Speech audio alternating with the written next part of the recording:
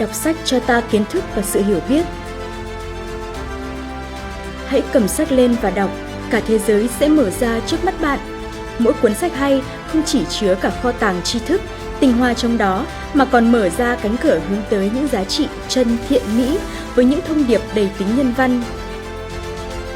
Trong thời đại công nghệ hiện nay, việc đọc không chỉ giới hạn trong các tài liệu in truyền thống mà còn mở rộng trên các phương tiện nghe, nhìn, nền tảng số.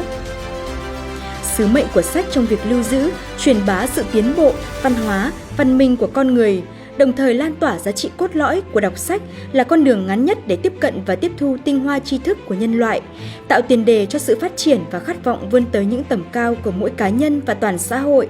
Xây dựng một xã hội học tập, góp phần phát triển văn hóa, con người Việt Nam đáp ứng yêu cầu phát triển bền vững đất nước.